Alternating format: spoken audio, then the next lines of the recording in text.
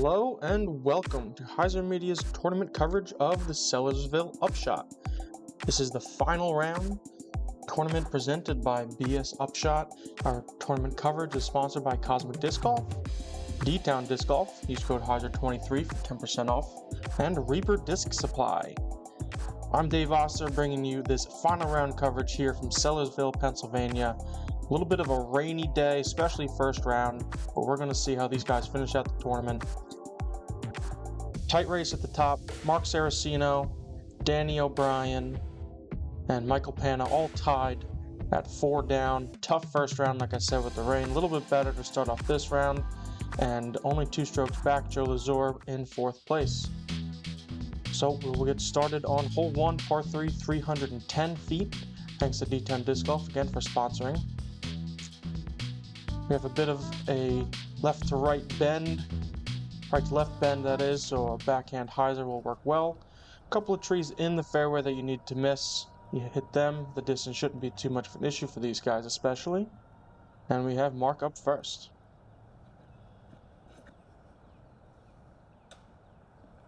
And hits the one tree you're trying to miss on that hyzer line.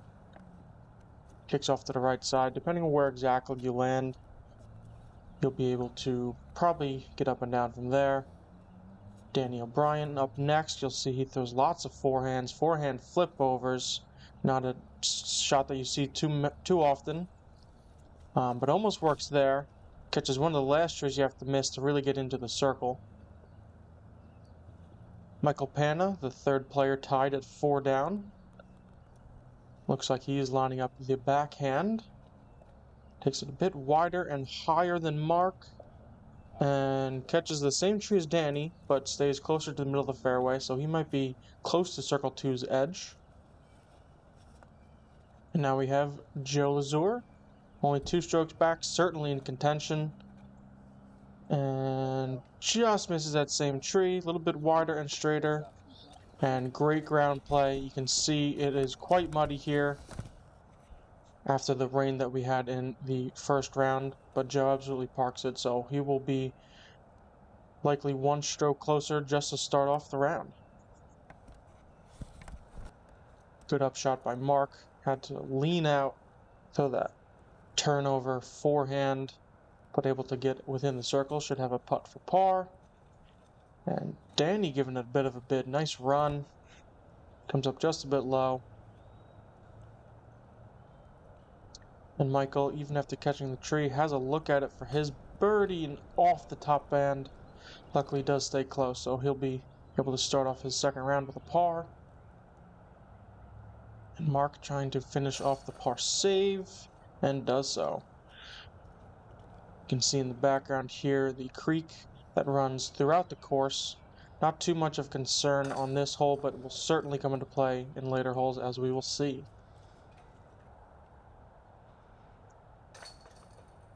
So 3 pars by our leaders, and Joe able to get 1 stroke closer after this great opening shot.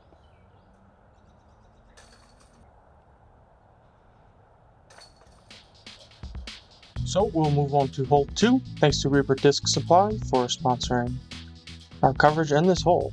Hole 2 is a par 3, 315 feet, one of the longer holes on this course. It's a bend from left to right pretty much the whole way. Plays a lot longer than 315, it seems to me. Really could be a 2-shot hole if you're not trying to get super aggressive, because it is a very demanding line. Trying to throw a turnover or a forehand the entire way.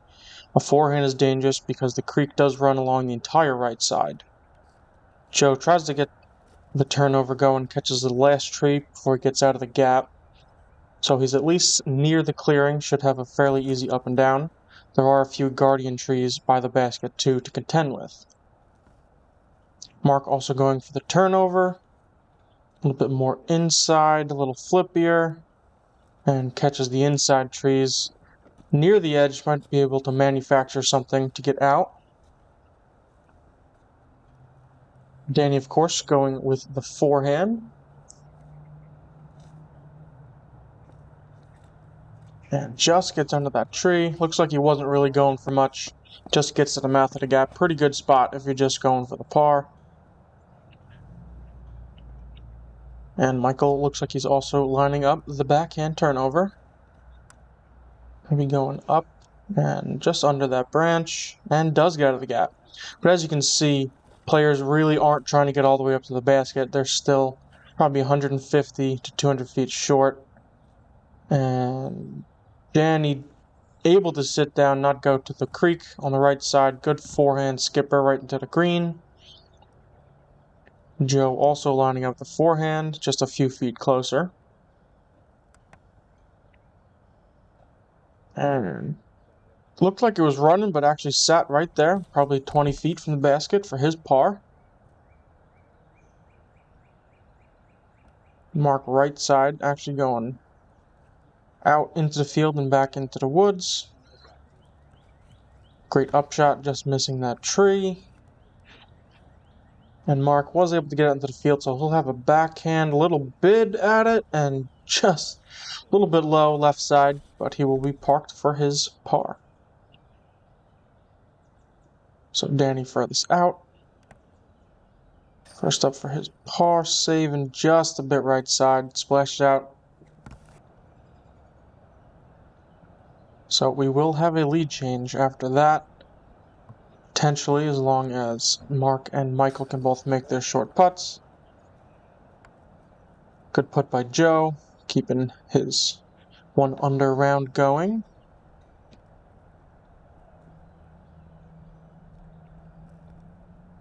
Michael just a few steps further than it looked originally, but no problem.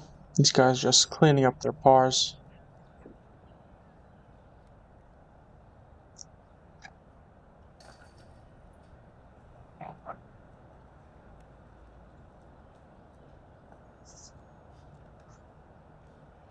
And as Danny drops in the bogey, we will move over to hole 3. Thanks to Cosmic Disc Golf for sponsoring this hole. 380 feet, but wide out in the open. Couple guardian trees right at the end. And this is one of the holes that is a little bit further away from the creek. Not necessarily something that's going to be coming into play. Distance and accuracy was more of what you're trying to get here. The ground was also very saturated with water, so not expecting too much ground play. Joe leaks out a little early left. Should be able to get a backhand or forehand turnover in there. Just a little pitch up. And Mark with a good hyzer flip, but just a bit too low. Not going to get any of the ground play like I mentioned. So he'll be short, but out in the middle of the field. Michael with a bit more of that height. Needed some more turn on that. I think there might have been a bit of a tailwind, keeping both his and Joe's discs from flipping as much as they wanted. Not too much wind really to speak of, but if anything out in the open field, there's going to be keeping their disc flying straight. Joe with a nice low forehand, even with the opening of the green.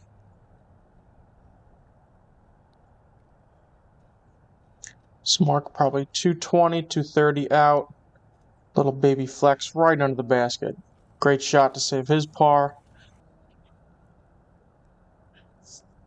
And a couple branches up high, so Joe has to go around them. Just skips to 20, 25 feet. Maybe one little tree to work with, but shouldn't be too much of an issue. Couple steps closer for Michael. Similar line. Maybe giving that a little bit of a bid, but also we'll have a similar putt left side to Joe. Danny, little low forehand approach, will be less than 10 feet.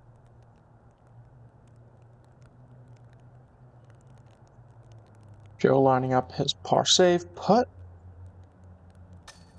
Ooh, just a bit to the right side. And goes a bit further than you would have liked. Has almost same distance comebacker, but able to limit the damage. Does give back the one birdie that we saw on hole 1, but everybody's still very close. Plenty of golf to play.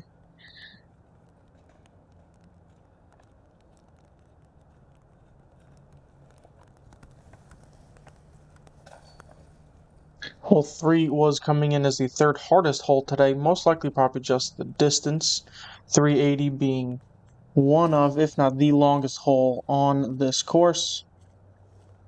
I'm playing about a quarter stroke over par, so not only running this tournament, but BS Upshot Tournaments and Shops sponsoring us on hole 4, par 3, another fairly long one, 340 feet. Pretty much the same kind of hole, a little bit more happening on the green, but maybe a bit more reachable for these guys, being just over 300 feet. Mark turns that one over, and there is a creek over there. This is where the creek does come back into play, so we'll have to see where exactly he ended up. Michael going with the backhand and gives the basket a bit of a scare. Should be a pretty easy tap-in birdie to get his round going here. Expecting a lot better rounds this round, with the weather being much better than it was the first round. And Joe with a nice forehand skip shot. He should be within the circle as well. Excuse me, that was Danny. Joe's up now, also going with the forehand. Trying to throw a similar play to Danny.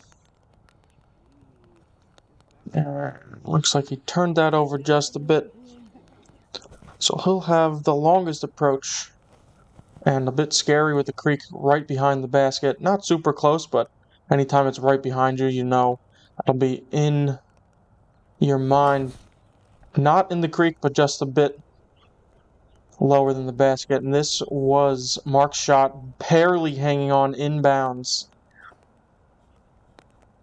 So lucky result for that. Trying to take advantage of it by just getting up and down for his par, not trying to do anything miraculous after already gaining a stroke back essentially by not going out of bounds. And Danny able to get that stroke back.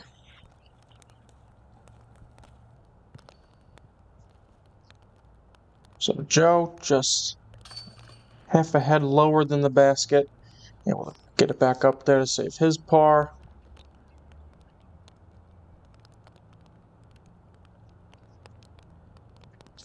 Mark with the bag putt, getting it in there. Sure, very happy to just get a par after nearly going into the creek. And a nice birdie for Michael, taking the outright lead. Thanks to On Your Card Fantasy Disc Golf for sponsoring this hole. Hole 5, par 3, only 205 feet. A little bit of a guardian rock wall getting you from right under the basket, but if you hit it and stay right up against it, you will be in circle 1. Again, creek is long.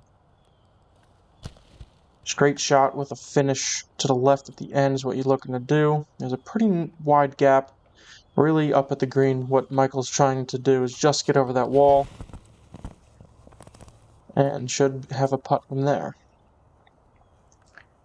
Danny going with a forehand hyzer flip.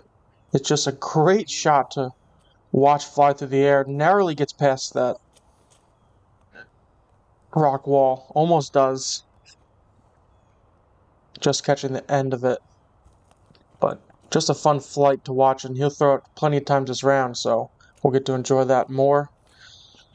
Mark crashing a little early left, but like I said, that's still probably edge of circle, close to that rock wall.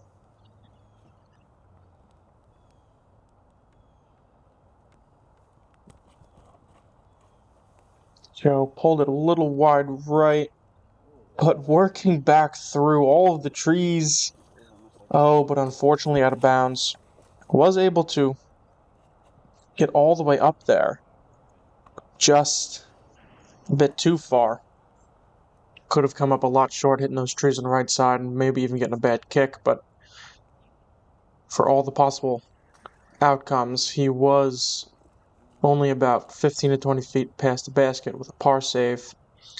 Danny splashing out left for his birdie. Michael with the best opportunity for a birdie here. Just has to putt over this rock wall. Shouldn't be too much of an issue, but leaves it just low.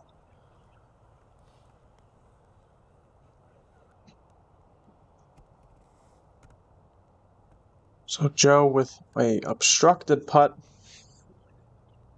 putting for his par. Out of bounds, but the closest of the group at the spot where he went out. And great putt, able to save that par, and he is pumped about it.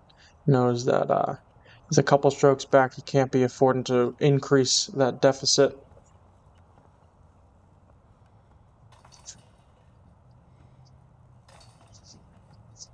So it looks like we'll be having a par frame here on hole 5, as long as Danny can make this putt.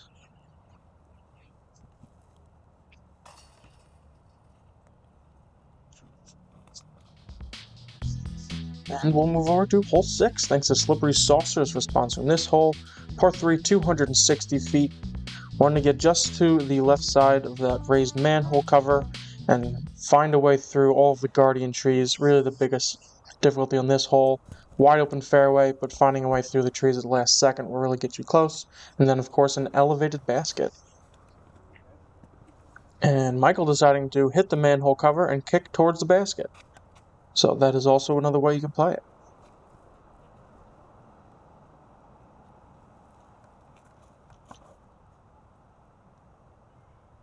And he with the forehand flip up, doesn't quite flip enough. That tree probably kept him within the circle, maybe just outside, but that was fading away from the basket, so not the worst result.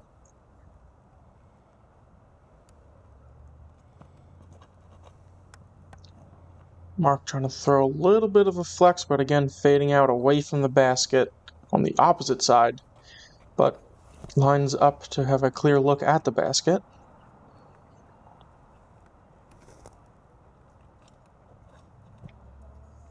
Joe a little bit higher, getting that flex. Looks like it'll start to fade back. Oh, but I think it caught something. So he'll be the farthest out near the manhole cover. That was looking like it was going to be a good line, but I think it caught something up high, keeping him from coming up into the green. And good, maybe half bid. Tough to really give it a go from that far to an elevated basket, worrying about how far it's going to go after that. And Mark able to card the birdie, getting his round started. Great putt, probably 30 or so feet. Maybe more, because Danny looks like he was outside the circle. Trying to match, not able to. Michael with the closest drive, but also obstructed. Looks like he's lining up a pretty big hyzer putt and sneaks it in there. Very high right, but coming down at the right time. Keeps his lead.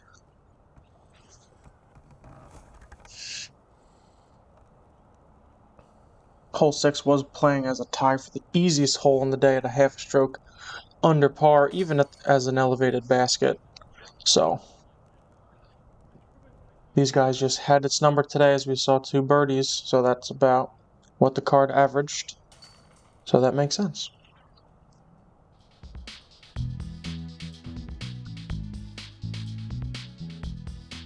Thanks to Link DG Supplies for sponsoring this hole. Par 3, 240 feet, many more trees in the fairway, as you can see. Really need to hit a gap, and about the same distance as last hole, just a few feet shorter. And you see the stark difference where Michael catches a tree and kicks right. OB Road if you go very long, but it's also elevated, so you have kind of a backstop to work with, but one of the holes that the creek does not come into play. Forehand also an option. Mark looked like he turned that over, and the tree kept him in the middle of the fairway, so potentially lucky. The creek is way left if you do come across hole 6's fairway, but that's a far way to go. Danny, finally a forehand hole for him, and takes perfect advantage of it, parking it for his birdie.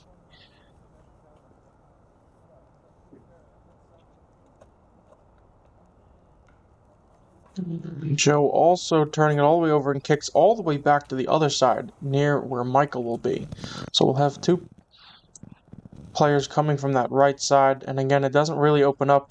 If anything, it gets thicker as you get closer, and Joe just catching the branch right above him. Probably couldn't even really see it, or wasn't in his field of view, looking to just try to get up and down. Michael with a bit of a bid, but better result nonetheless. He'll have, again, an obstructed putt to save his par. Mark's shot actually a better result than it looked. He has just outside the circle, maybe halfway through circle two's bid. Almost cashes it, but stays close. Kind of plinks around between all the trees and the roots.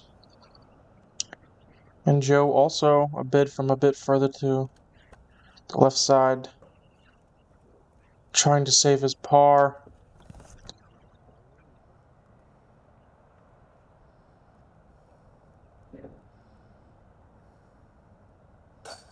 Michael with a nice putt. Go, get out of here. Go, go, go, go.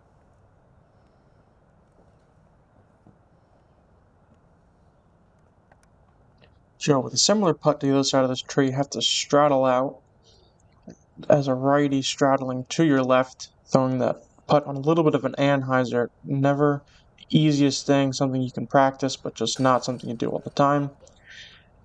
And able to catch the putt, unfortunately for the bogey, but good putt to be able to make. Looked like he actually was reaching far enough that he threw it on a bit of hyzer, being his natural putt style, but makes it work. And not to overlook Danny's birdie. Great shot by him, bringing him to a tie with Mark. Let's move over to hole 8, par 3, 325 feet. This is across the road after a bit of a walk here at Sellersville.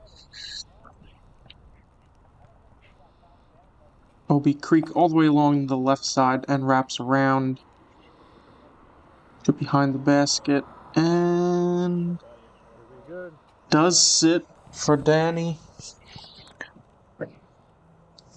There's a bit of a retaining wall with a lip that keeps your disc from going too far. He might have caught that just to keep him just short of the creek. And Michael keeping it lower.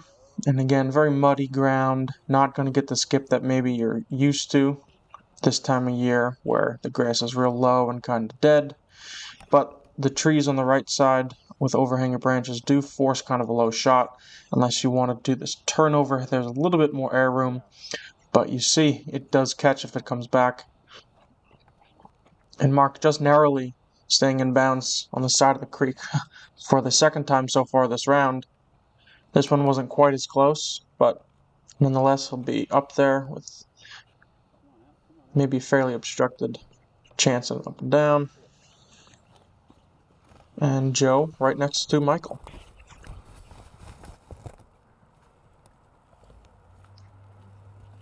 A little far for a bid with the creek behind, so just laying up. Michael likely doing the same thing. And both do so very well.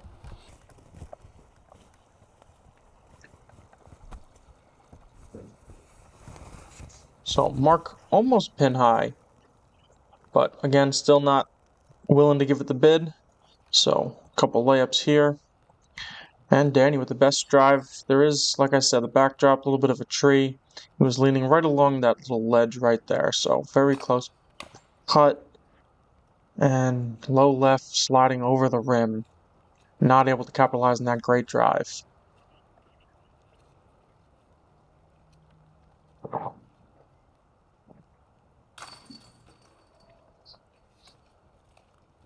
And like clockwork, hole 8 coming in at exactly even par. That is exactly what all 4 of our players on a card will be scoring, so.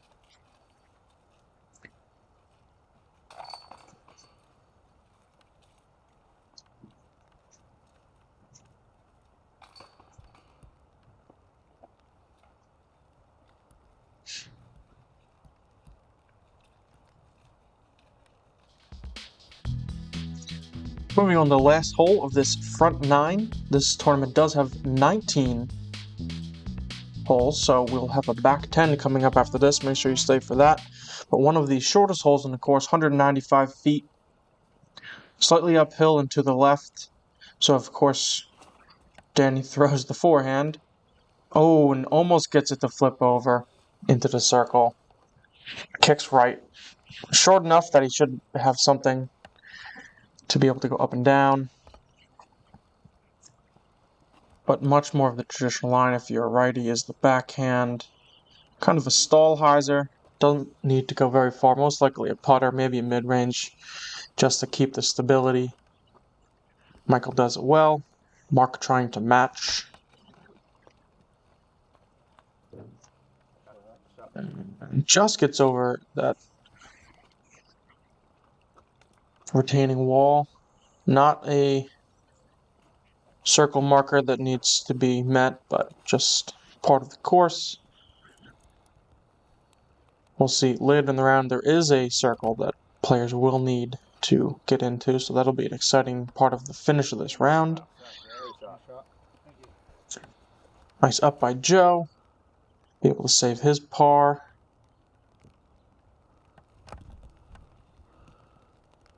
And Danny almost sinking it in the basket and able to sit right there. Great vertical forehand shot. Michael to extend his lead for a moment. Mark also having a likely closer putt for his birdie.